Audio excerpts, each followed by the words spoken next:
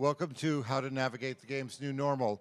We're joined today by Mitch Lasky, who is the most successful U.S. venture capitalist in games for the last 15 years by any measure, whether revenues, the profile of his exits, or and he's lapped most of the other players out there and has been at it longer than most people.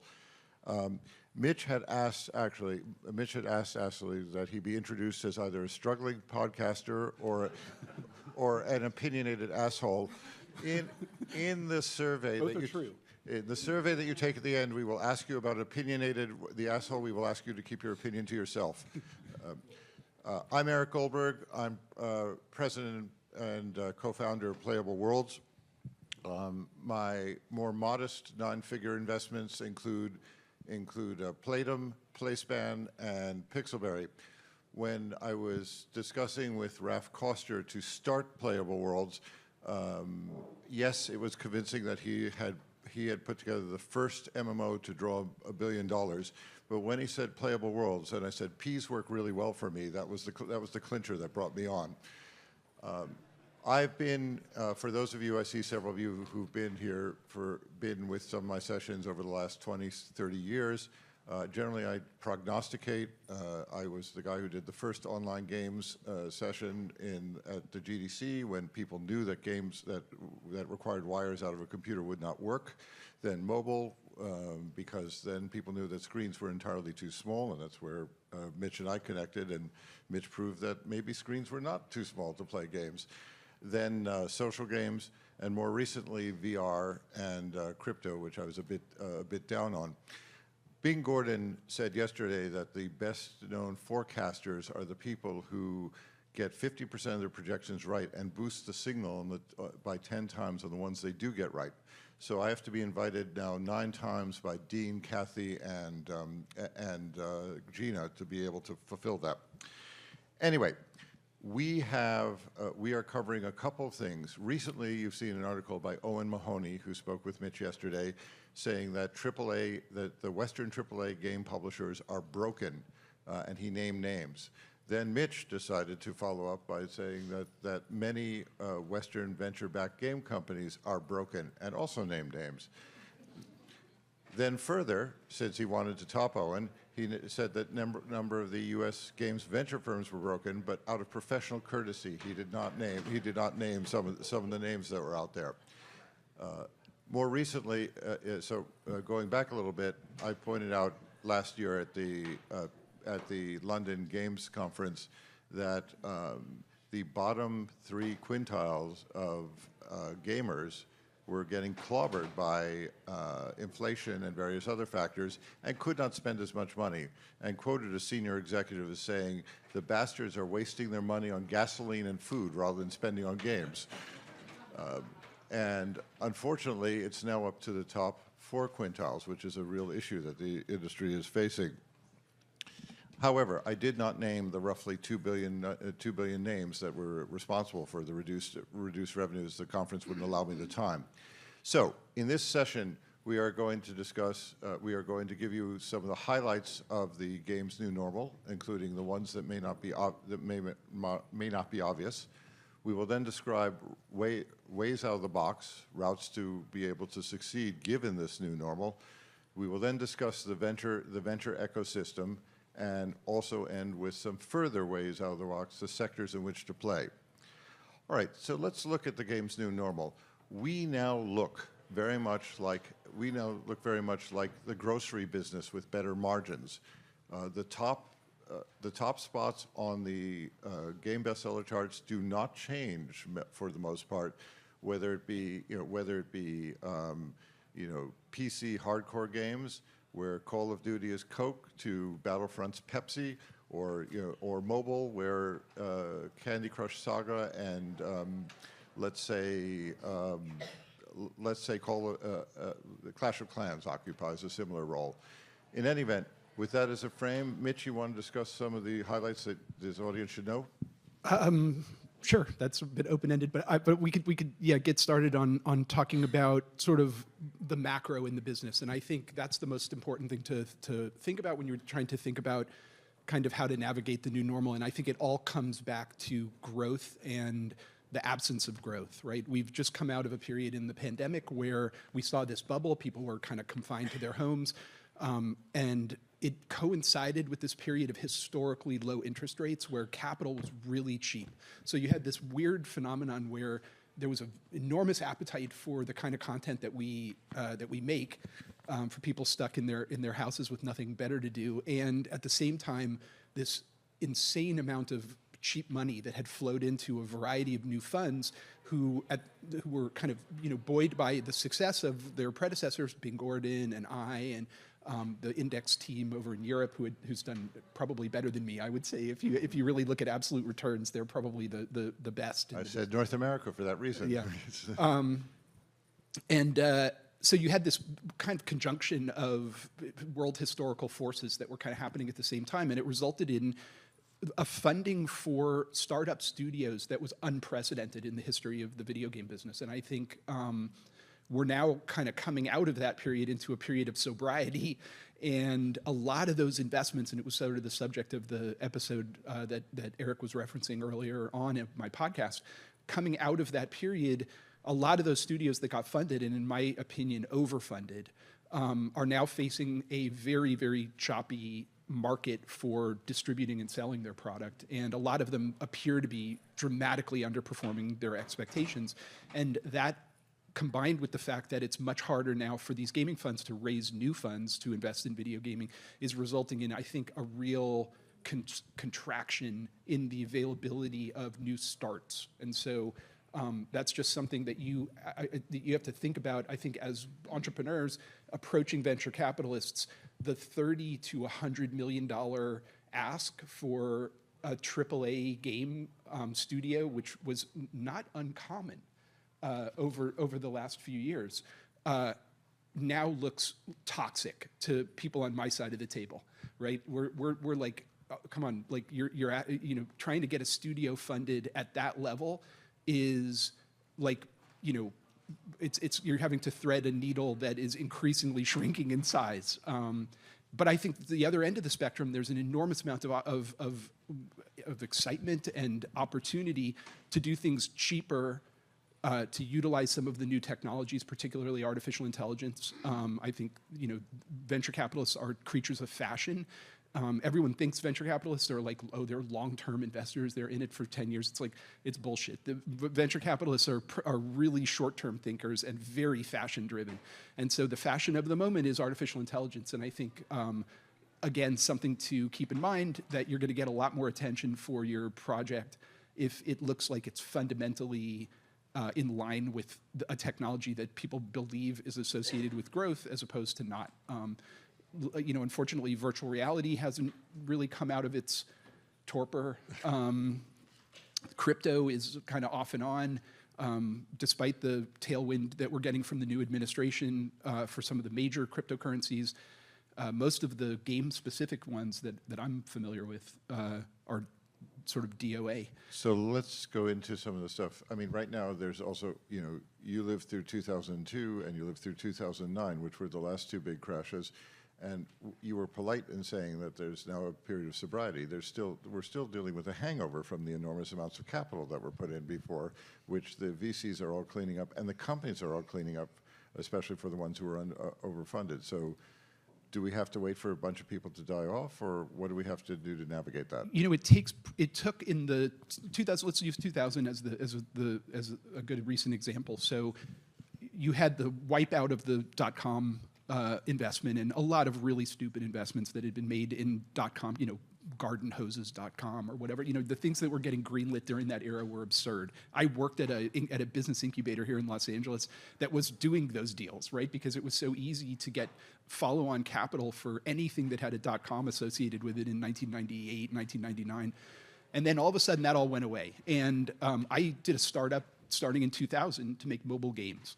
And no venture capitalists that we talked to, mainstream venture capitalists, wanted to kind of, wade back in, but mobile suddenly started to get the kind of momentum that was clearly not happening in the .com part of the market. And so some pioneering venture capitalists who were really interested in mobile started to pour some money in, and we were able to raise enough to get to an IPO with a real scarcity mindset, right? I mean, I think we got to an IPO on $30 million of capital with dry powder, which, you know, a lot of people who in the current environment who are making AAA games can't even get to their alpha on 30 million. So I think that's the kind of mindset you have to have in this kind of a period where can you do more with less? Can you find a niche in the market where you're not subject to the most brutal kind of competition? You know, you mentioned it in your intro.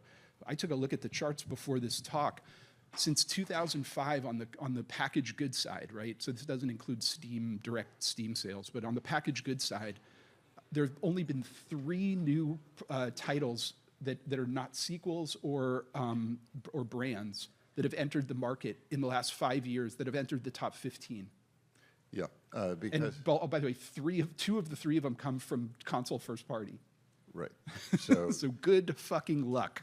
okay, so sorry, we're supposed to give them some hope. At No, the no, end, no, I know, that's- but that's the second half. I'm just trying. The hope is not.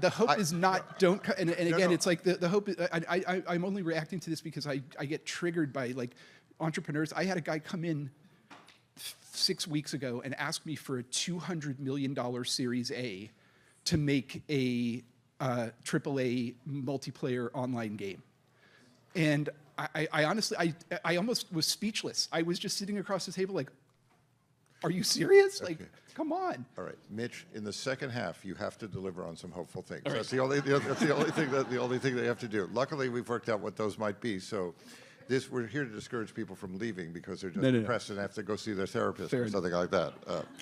Anyway, so so a couple things. Finding true believer VCs or people who are not necessarily VCs, because there are still other people. The tourists have left. The ones who said, "Oh, games are really cool," because we had 15 and 20% growth in 2021 and 2022, and you don't have that in $100 billion entertainment fields, except, as Mitch noted, if you lock people in the house for 2 years.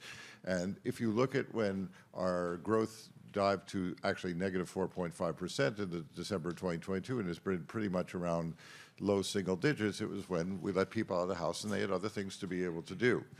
However, what did happen during this period is that people were trained to include a greater part of games in their entertainment diet. Yeah.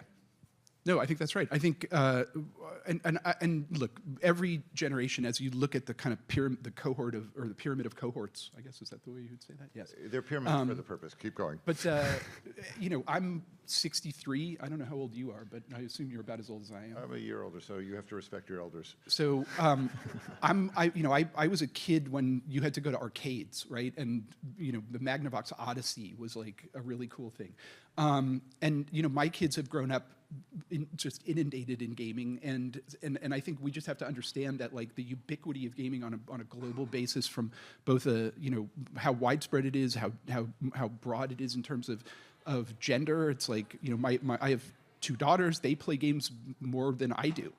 And I think that's totally awesome. And I think all of those things have contributed to this wonderful sort of, you know, audience that we've been able to create for ourselves in this business. But I think we need to approach that audience, I think, with a little bit, particularly from an entrepreneurial standpoint. Clearly, if you're working in a mainstream studio and you have access to the intellectual property or the brands of a major, this is not relevant to you really. But if you're trying to do something new, you really have to try and do something new.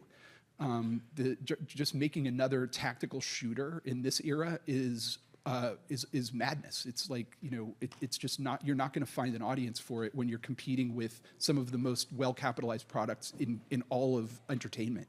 So Mitch makes a very good point about his children and my children. If you are over 28, you are out of touch with the next generation that will be, for whom games are a mass market. There was a wonderful series called Growing Up Digital and then Grown Up Digital. It's now, Don Tapscott, it's now about 15 years out of date. But it points out, for instance, we were part of the generation that didn't grow up with mobile phones. We were part of the generation that didn't grow up with social media. Right now, your competition for games, which has wiped the field. It is actually more, it consumes more hours than even video for many people, for even traditional video, but not short form video, which is what people consume more than anything else. Short form videos actually started to take share of day away from games, which I think is something to think about. You need to know that. You need to know how they interact with social media. It will tell you how people are playing games. I did a talk a number of years ago about we are moving from the era of games being ones where you interact and play to ones where people spectate and they do things in between. This is the generation. If you're looking for opportunities, you need to understand what the next audience is going to do. Yeah, and I would say, you know, the way I've tried to, even being old and increasingly irrelevant, it's been really interesting for me just to try and continue to keep that curiosity of being able to look at things that are very challenging to my preconceived notions of what a game is and who a game is intended for. I mean, I obviously came from the era I ran the studios at Activision. You know, for a number of years, I was a senior executive of Electronic Arts as well. I've seen the belly of the beast, right? I've seen the AAA part of the games industry and the service of that particular niche of the market very, very closely and directly, and was a contributor to it. But I was able to leave, and you know, you and I were in the mobile business in the earliest days. We were both CEOs of mobile companies back in the pre-iPhone era. And I told the story yesterday, but you know, I remember showing my games in 2003 when Electronic Arts wanted to make a strategic investment in my company, and the head of studios, Paul Lee, showed up in our offices and walked around the table and looked at all of our products and basically said, "These aren't even games." And yet that company was public 18 months later with $1 billion market cap.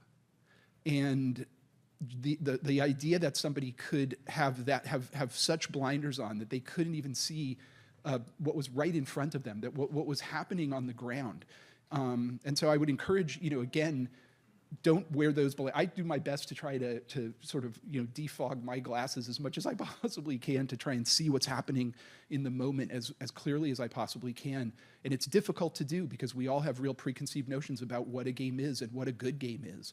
But you know, you go and spend a couple of days playing games on Roblox, and you will have that notion very, very, very severely challenged. And that's a place where that audience that you were talking about is spending an increasing amount of time. Roblox is one of the few things that is going shooting up in terms of consumption and play and revenues one way or another.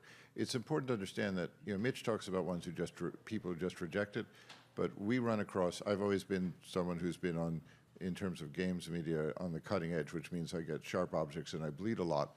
But I find that the executives, if they understand that it may be coming, they say, great, can it wait 5-10 years until I can retire? Because I don't want to have to learn how to think differently than I have before. And though VCs though many of the venture capitalists will not admit it, they have these same blind spots out there. Oh, absolutely. And we're seeing it even right now.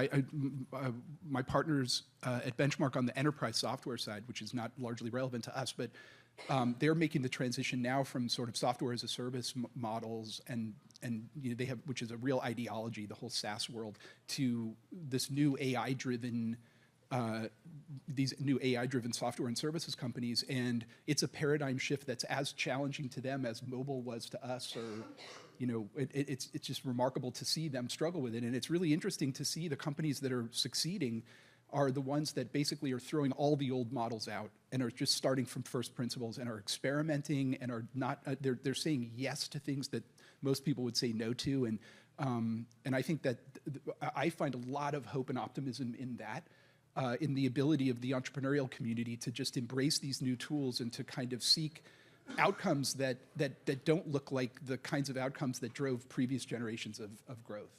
So let's hit some specifics. So AI, the initial, Mitch and I have talked about this before, but the initial bets were on picks and shovels. Yes, AI is going to change picks and shovels, the tools you do for production, but everybody has to have them. It's a condition of doing business. So there actually aren't that many great opportunities for growth in that, because every company will figure out a way to do this and will put together things that make sense. There are opportunities, and Mitch, can you just quickly summarize? Yeah, I would take slight issue with that. I would say that it depends on what your what your outcome, your intentions regarding outcomes are, right? So obviously, thinking about it through the lens of venture, venture is looking for very specific kinds of outcomes, right? Small investments creating massive wealth with a high tolerance for risk. So in those kinds of businesses where we're really looking to, my initial investment in the company that became Discord was $15 million, for which I got over 20% of the company. But you also invested in a different company. Yeah, it was a games company, right?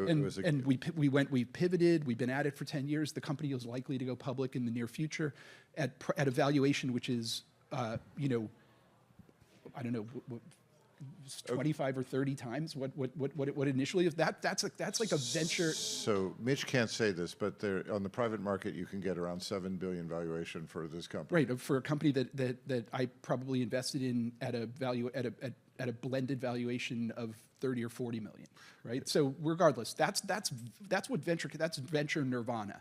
Venture isn't playing for, incremental 20% IRR outcomes, the kind of thing that would drive a lifestyle business, but nevertheless, there are many businesses like that are perfectly fine businesses. They're just not going to be interesting to venture.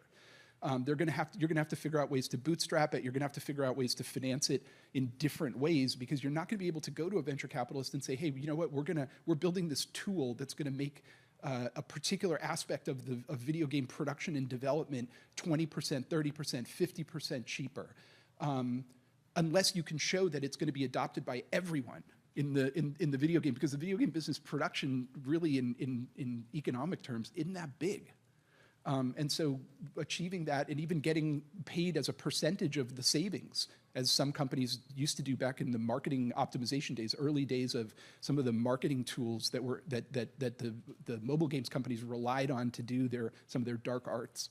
A lot of those companies, to prove their model, offered their customers essentially the software for free, but with the opportunity to be paid on a percentage of the savings or the bump in revenue that they were going to create.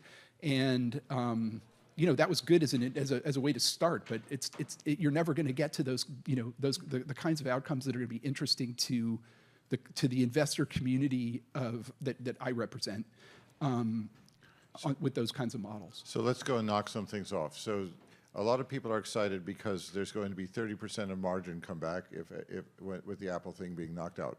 The problem is that, as Mitch has observed, 75% of that money goes to the top players who own those 15 slots on the charts, and 90% of the profits go to, as much as 90% of the profits go to them. Yeah. You can, by the way, the 30% means that if you want to run a lifestyle business, you have a lot more operating room to do so. But you can't make, well, do you want to disagree with me? I want to disagree with you. I think I'm kind of hopeful that that's going to be a new interesting niche, because if you have the ability to drive customer acquisition in a way that doesn't rely on pure paid customer acquisition, which is the unfortunate circumstance for the vast majority of hit games in mobile.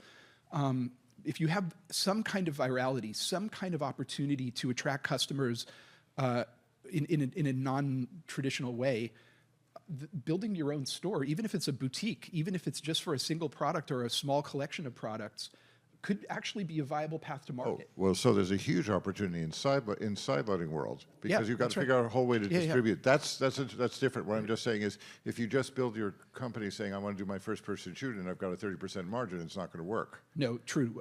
Right. Sorry, I did mean the sideline. We have hammered on distribution as the. But look, I think Epic is doing a great service for the community. I mean, as I'm an Apple fanboy, but I think they're wrong about the way that they're dealing with their app store. And regardless of what you think about Tim Sweeney and his demeanor in the Apple litigation, he's doing a great service for the video game business. And that means that, of course, we get to eagerly watch the Steam lawsuit, which is the class action suit, to see whether or not they're 30%. That'll be one of the more interesting ones, because I think it's good. First of all, it's very hard to prove that kind of. I mean, obviously, it happened to Microsoft, so it's not impossible. But it's very hard to prove the kind of tying, the kind of anti-competitive behavior in an open environment like the PC, it's much easier in a closed environment, where you have that hardware software integration and in making the arguments that you need to make to the court about tying. So I do think that it's going to be tough from a legal standpoint. The discovery, however, is going to be a gold mine, because we are going to learn some unbelievably perverse stuff from the discovery in this antitrust litigation. And frankly, I love Steam as a business, but I fear Steam as somebody who occasionally needs to rely on it for distribution. Its power in the industry, I think, is increasing, and it scares me.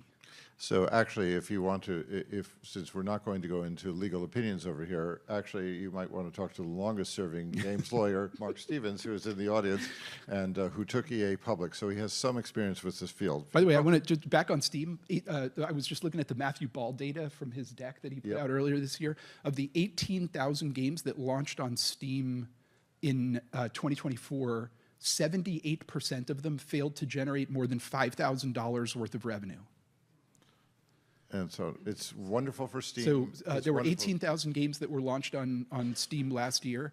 78% of them, so 4/5 of them, failed to generate more than $5,000 in revenue, and only about 1,000 of them, I think, if memory serves, generated more than $100,000 in revenue. So let's go through some of the other categories just quickly. New consoles. A lot of people are excited about the Switch 2. We are seeing a downward trend in terms of the revenue in absolute terms. Yeah, but we get to charge $80 for. But they get charged. They get to charge $80, but they're getting a smaller audience that can pay more money. It's a very large. It's a large smaller audience to make businesses out of. But the other thing that's interesting about the consoles is almost all of them are capitulating and going to multi-platform. I don't mind that though. I think I'm not afraid of smaller audiences paying more. You remember what was that? World of Warcraft. It's their business. 12 million people. But you remember in earlier mobile days, sort of like back when Supercell was ascendant or whatever, there was that game. Was it Rage of Bahamut or something? Oh, the Card Battler. Yes. Yeah, it was like a card battler. The Card Battler. And like 12 people played it, but every one of them spent $1,000. I mean, it was one of these ridiculous whale traps, and. You know what? I'm down with that. I have no problem with that at all. Well, Mitch has a database of the whales by name, and if you ask him nicely, he can give them. For those of us who don't, we may not have an issue. Next, new devices. Okay, VR. I was, shall we say, quite negative about VR. I made the comment that it was a form factor that only a certain type of dweeby white male could like. Several Asian colleagues said they wanted to be included in that category too, but you and I did Casual Connect. What was it? It was right after the. It was like 2016. Yeah, 2015. I think 2015, and just said it's not going to work. Eventually, they will get it right, but eventually, of course, we'll all be dead. It is again. The issue is if you put something around your face, we either have to have an entire new generation of kids grow up thinking that is a natural activity, or it's not going to be mass market, even though it has become a respectable market. Yeah, I've been short VR since the mid '80s, and so I'm a tough one to comment on it. I just don't think it's a mass market technology. However, I do think that as it improves from a comfort standpoint, and maybe there are hybrids, and certainly we're starting to see things in the AR world, and we've seen real world games like Pokemon Go and others. With Niantic, I think now being selling to Scopely/Savvy, that could be really interesting to see what happens there. But so I have some hope that maybe there's going to be some interesting stuff at the margins and maybe AR. But if you're requiring people to buy a visor basically to put on their face, I think you're limiting your audience. And if you could do that, obviously you're not going to be able to do a free-to-play game that way because you're never going to be able to have a top of the funnel that's going to be big enough. But that doesn't mean you couldn't do an expensive paid game and still make money. Right. So in terms of getting a larger market, one of the things that I opined at the time was if you do something which is AR, so that you're actually seeing some of the real world, that actually could do the stop of being cut off from the real world. However, the problem is Nokia did a very good survey that showed that if someone used the classic AR where there was an image projected and the real screen, it was the equivalent of, after doing it for several hours, of drinking a bottle of vodka. And because essentially you got so disoriented about it. So I'm not sure, I believe that there's an AR solution out there. I mean, what's your take on that? But I've never experienced that. I've experienced that I mean, it was funny when Brendan brought us Oculus. We had worked together at Gaikai, Brendan and I. And so when he and Palmer started Oculus, they brought it to me really, really early. And of course, I passed like an idiot. But at that point, it was basically like a Samsung cell phone, like duct taped into a ski mask. Like it was really, really primitive. And every one of I brought it in the partnership. We saw the pitch, and every one of the partners went in and did the demo, and every one of them felt like throwing up afterwards. It was, you know, obviously that's gotten a lot better in the intervening period of time, thanks to, you know, tens of billions of dollars of investment down the drain by Facebook. But I've had much more of a problem with that than I've had with AR. okay, so let's move on to crypto. Crypto, a lot of money has been made by the promoters. And actually, thanks to the current administration, there are going to be opportunities for them to make more. Several major VCs, who I will also not name, basically invested in worthless tokens, tokens that are now worthless, but they took all the money out early on. It's a very good business if you can be in it, but you want to make sure that you are the suckee, not the sucker in crypto. No, the beauty of crypto from the venture, I'm not even going to touch that one. The beauty of crypto from the venture perspective was that access to early liquidity through the tokens. A lot of the deals allowed the venture capitalists to sell the tokens without selling the underlying and retaining the underlying equity in the company. And so you had, you know, a couple of firms in the Valley who were able to just generate massive outsized returns trading the crypto, and essentially I'm surprised that the Securities and Exchange Commission never looked into it as a form of kind of pump and dump. They did. They just didn't get there before the Trump administration came back. Because there was a lot of shady shit that went on during that period where, you know, where the presence of a particular venture firm in a deal would juice the cryptocurrency price, and then they would trade on that, and then the thing would collapse. I mean, it was just, I don't know. If these were public companies, people would have gone to jail. Yeah.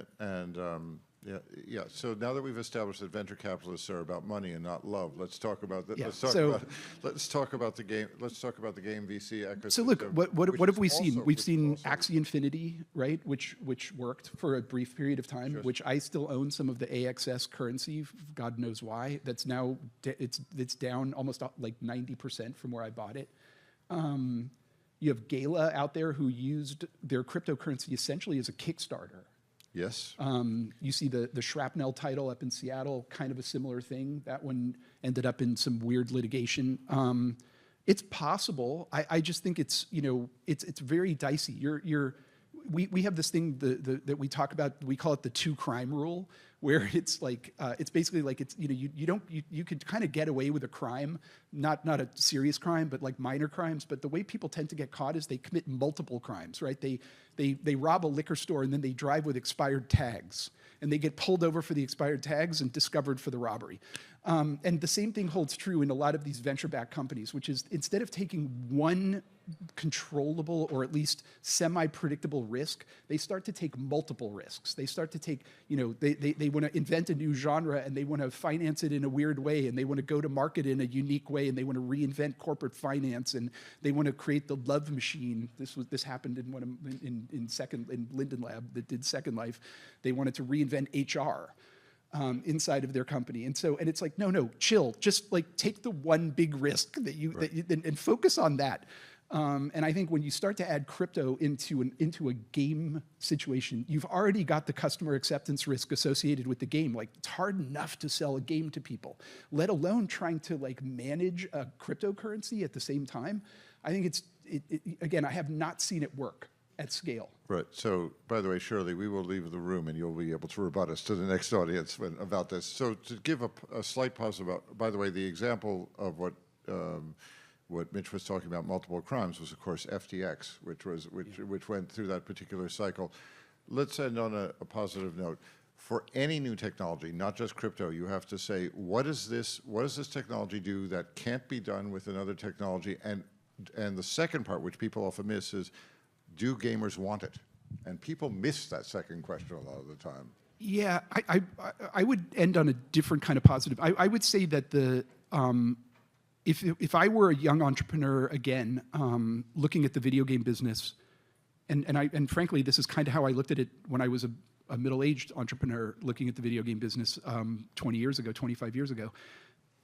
I would be looking for I would be looking at new ways to get product to market, new ways to get product to audiences. I think there's this kind of laxity amongst the entrepreneurial class who really just, I mean, I've had this happen to me multiple times where really promising game developers have come to me with, you know, great ideas, with really good pedigree, with a lot of confidence that I would have in them getting it done at, in a way to deliver quality. And I ask them, so, okay, what's the secret sauce? How are you going to take this to market in a way where you're going to have leverage, where you're going to have an audience that you're not going to have to pay to acquire? And they're like, oh no, we're just going to put it on Steam Early Access. And I'm just like, come on, like that isn't a strategy, right? That's just a capitulation. No, my game's going to go viral. You look at like Riot, when Riot pitched me League of Legends, they had the most unbelievably clear articulation of how they were going to get their first 1 million users that I've ever seen. And it worked. And frankly, like they told me that they thought that there was an audience of 10 million people who were familiar with the Defense of the Ancients mod of Warcraft 3. And I was like, yeah, sure. And you know what? I underestimated it by 10x. Right. So we're going to cover, just because we do want to allow 1 or 2 questions, we want to cover, so categories that you should be looking at. Distribution. If you hear Mitch and me speak, we've done this 4 times, we say distribution every single time. You've covered that. Next, multi-platform. Yeah, almost a requirement these days, I think. I think what we saw from the data that came out of the Microsoft Activision antitrust stuff regarding the Sony PlayStation and the value of cross-platform, it was insane, right? Like the cross-platform players monetized at like 5x their peers. And so I think having cross-play available, particularly if you're working in AAA, is like table stakes these days. Right. So what you have to have in your play to take advantage is you not just have to say, I'm doing a cross-platform play, I'm doing something where it's cross-play. You have to say, here's how I'm going to do it to make it easy for the players, or here's how I'm going to have an unfair competitive advantage. And by the way, I think there are real opportunities to build mobile to either PC or mobile to console experiences where you don't try and deliver the full console or PC experience on the phone, but you deliver something that's enhancing of that experience for the people you're playing with. And I think too little thought has actually gone into that kind of play. Where there's cooperative play, but cooperative play that's multimodal. Yeah. So there's so many obvious things. For instance, my company, Playable Worlds, is starting on PC, but we made sure that the display, that the HUD worked on a 6-inch screen. Exactly. You have to think, if you're going to go multi-platform, you have to be thinking multi-platform, not just how you're going to do it technically, but how it's going to get played. All right, we got 5 minutes. Let's open up some questions. We got to go. So questions from the audience. You are the first hand I had, red shirt. Yes, CEO of a creative company with marketing technology. You guys mentioned the .com bubble, and you guys mentioned the .com bubble.